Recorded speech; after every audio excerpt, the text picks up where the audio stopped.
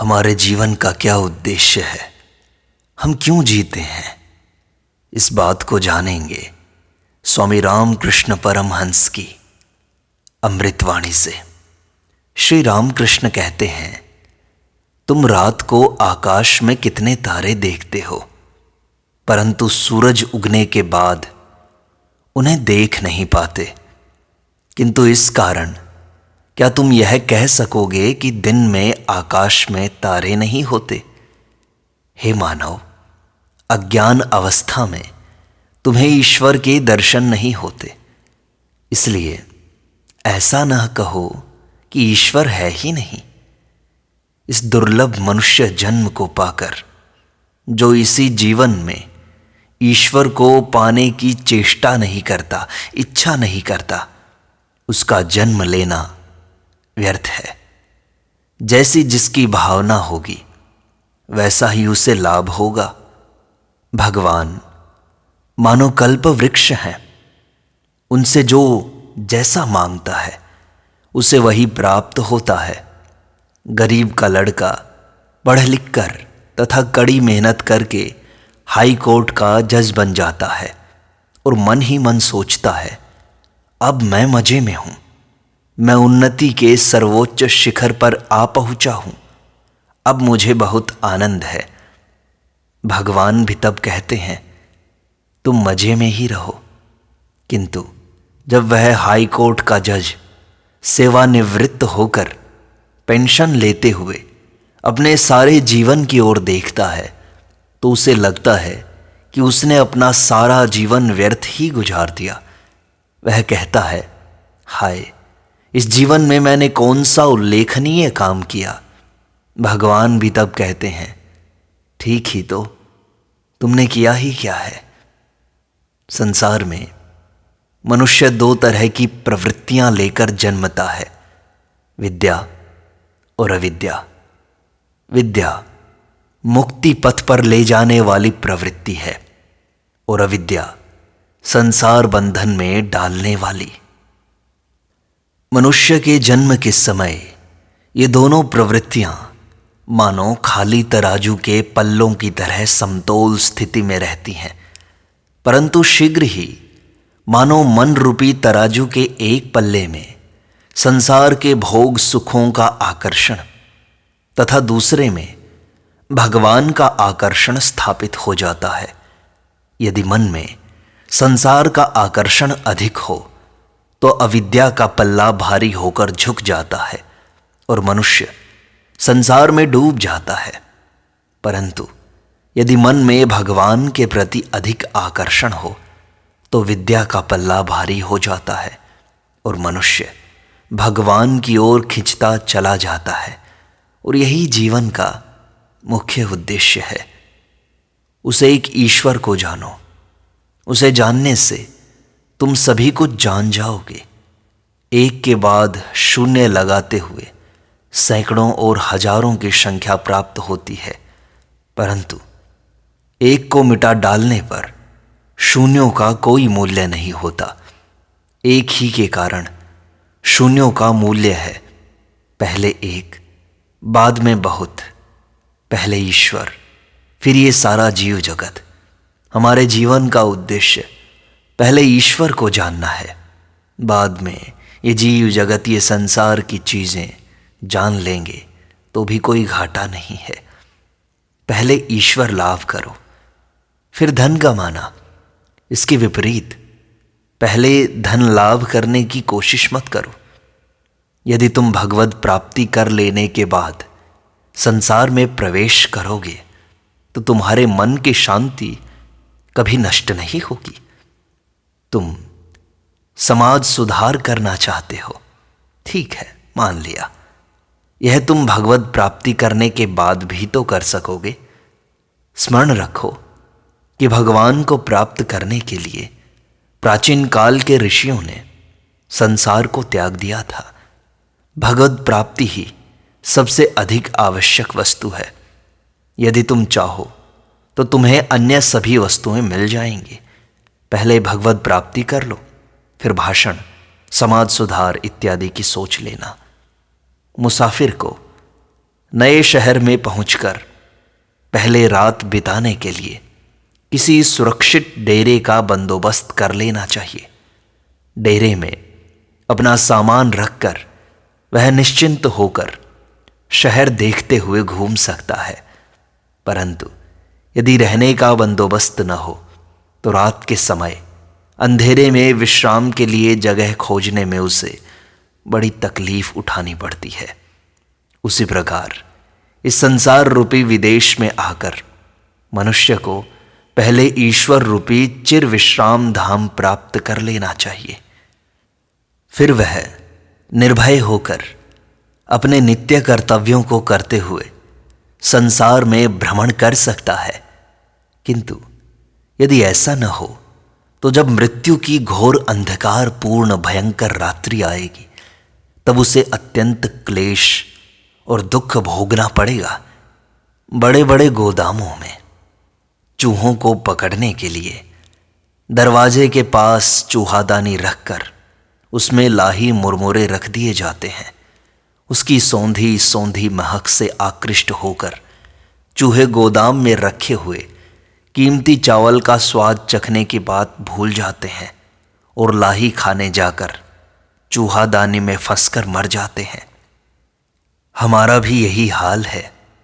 कोटि कोटि विषय सुखों के घनीभूत समष्टि स्वरूप ब्रह्मानंद के द्वार देश पर स्थित होते हुए भी जीव उस आनंद को प्राप्त करने के लिए प्रयत्न न करके संसार के क्षुद्र विषय सुखों में लुब्ध होकर माया के फंदे में फंसकर मर जाता है। एक पंडित ने पूछा कि महात्माओं का अस्तित्व है, सूर्यलोक, चंद्रलोक, नक्षत्रलोक, देवयान आदि विभिन्न लोक और स्तर सत्य हैं और मनुष्य का सूक्ष्म शरीर इन सब स्थानों में जा सकता है। इस तरह वे अनेक तरह की बातें करते हैं। अच्छा महाराज, इसके बारे में आपका क्या मत है? क्या ये लोक होते हैं? तब श्री रामकृष्ण ने कहा, भक्ति ही एकमात्र सार वस्तु है, ईश्वर के प्रति भक्ति। क्या वे लोग भक्ति के लिए प्रयत्न करते हैं? अगर ऐसा हो तो ठीक है। अगर उनका उद्देश्य ईश्वर का साक्षात्कार करना हो तो अच्छा है। लेकिन याद रखो कि सूर्यलोक, चंद्रलोक, नक्षत्रलोक इत्यादि तुच्छ विषयों में डूबे रहना ईश्वर की खोज का सही रास्ता नहीं है। उनके चरण कमलों में भक्ति होने के लिए साधना करनी पड़ती है। ईश्वर के लिए अत्यंत व्याकुल हृदय से रोते हुए उन्हें पुकारना पड़ता है। विभिन्न वस्तुओं में बिखरे हुए मन को खींच लाकर पूरी तरह से ईश्वर में ही लगाना पड़ता है। चाहे वेद कहो, चाहे वेदांत कहो, चाहे और कोई शास्त्र, ईश्वर किसी में नहीं है। उनके लिए प्राणों के व्याकुल हुए बिना कहीं कुछ नहीं होगा। खूब भक्ति के साथ व्याकुल होकर प्रार्थना करनी चाहिए, साधना करनी चाहिए। ईश्वर लाभ इतना आसान नहीं है, उसके लिए खूब साधना करनी चाहिए और यही साधना हमारे जीवन का मुख्य उद्देश्य है। क्या सभी लोग भगवान के दर्शन पा सकेंगे? किसी को भी दिन भर भूखा नहीं रहना पड़ता। किसी को सवेरे 9 बजे, किसी को दोपहर के 2 बजे, तो किसी को शाम के वक्त भोजन मिल ही जाता है। उसी प्रकार जन्म जन्मांतर में किसी न किसी समय, इसी जन्म में या अनेक जन्मों के बाद सभी को भगवान के दर्शन प्राप्त होंगे। छोटा बच्चा घर में अकेले ही बैठे बैठे खिलौने लेकर मनमाने खेल खेलता रहता है। उसके मन में कोई भय, कोई चिंता नहीं रहती। किंतु जैसे ही उसकी माँ वहाँ आ जाती है, वैसे ही वह सारे खिलौने छोड़कर माँ माँ कहते हुए उसकी ओर दौड़ जाता है। तुम लोग भी इस समय धन मान यश के खिलौने लेकर संसार में निश्चिंत होकर सुख से खेल रहे हो। कोई भय या कोई चिंता नहीं है। परंतु यदि तुम एक बार भी उस आनंदमयी माँ को देख पाओ तो फिर तुम्हें धन, मान, यश ये सब नहीं भाएंगे। तब तुम सब फेंक कर उन्हीं की तरफ दौड़ जाओगे। समुद्र में अनेक रत्न हैं, पर उन्हें पाने के लिए तुम्हें कठिन परिश्रम करना होगा।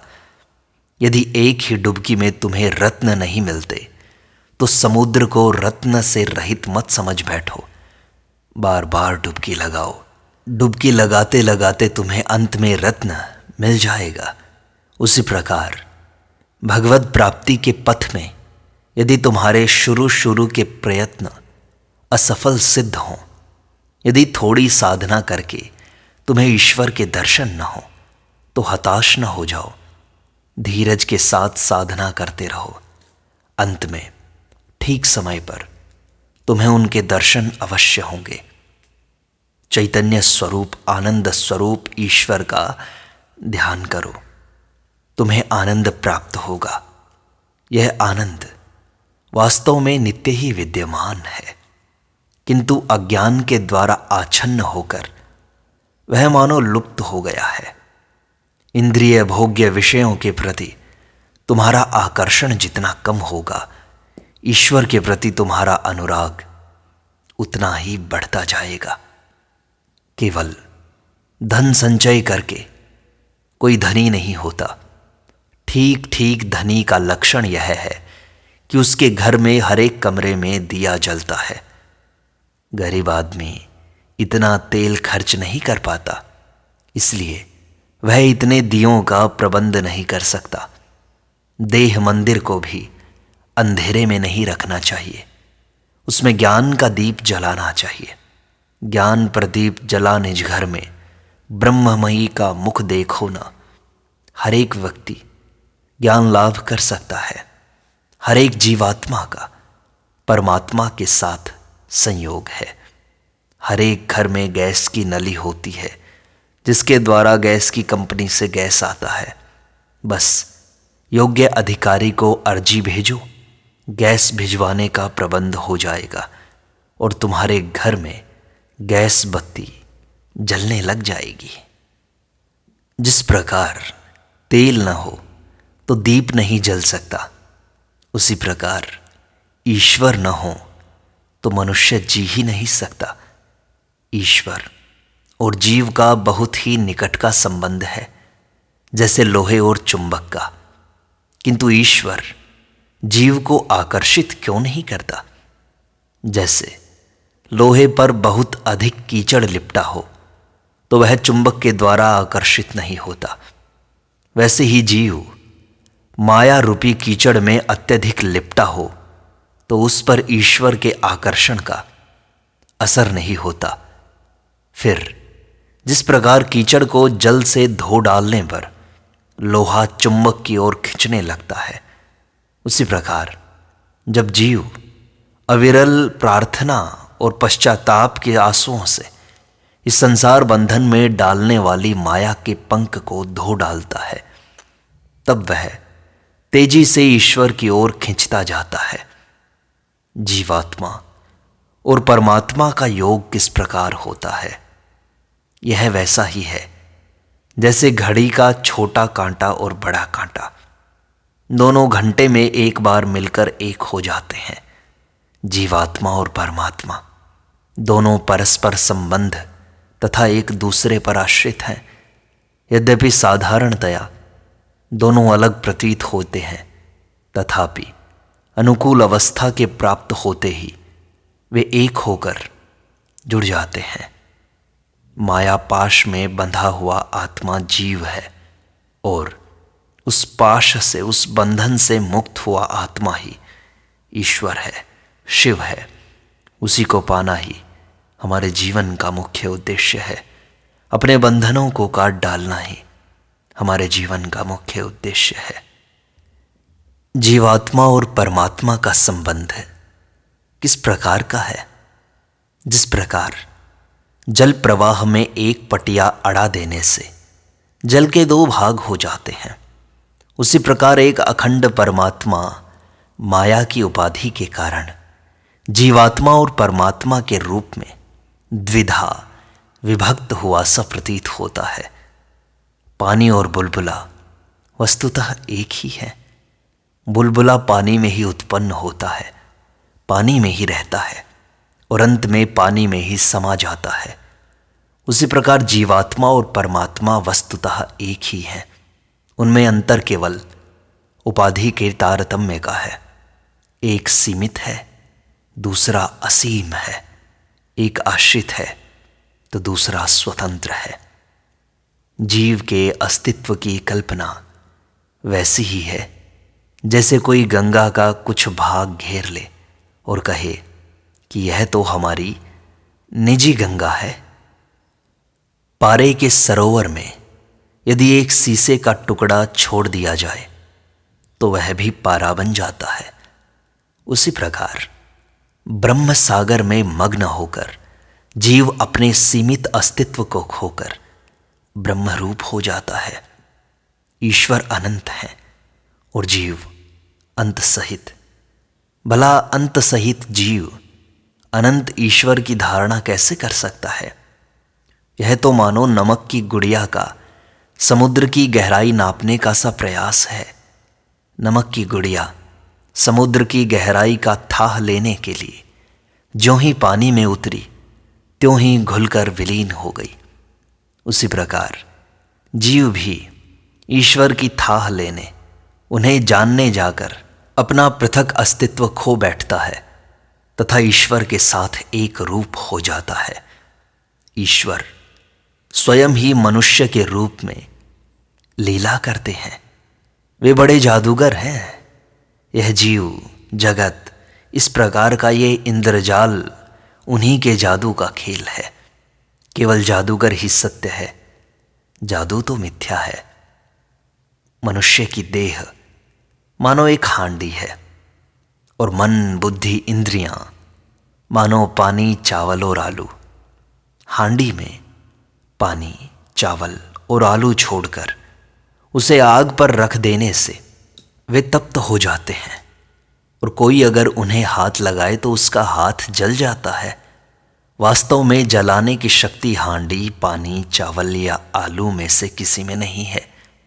वह तो उस आग में है, फिर भी उनसे हाथ जल जाता है। इसी प्रकार मनुष्य के भीतर विद्यमान रहने वाली ब्रह्म शक्ति के कारण ही मन, बुद्धि, इंद्रियां ये कार्य करती हैं।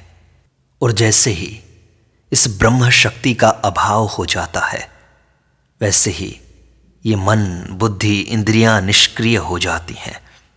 जीव वास्तव में सच्चिदानंद स्वरूप है, किंतु अहम भाव के कारण वह विभिन्न उपाधियों में उलझकर अपने यथार्थ स्वरूप को भूल बैठा है। यही जीवन का उद्देश्य है कि हम अपने यथार्थ स्वरूप को पहचान लें, अहम भाव को हटाकर अपने आप को ईश्वर को समर्पित कर दें। जीवन का सार, जीवन का उद्देश्य यही तो है।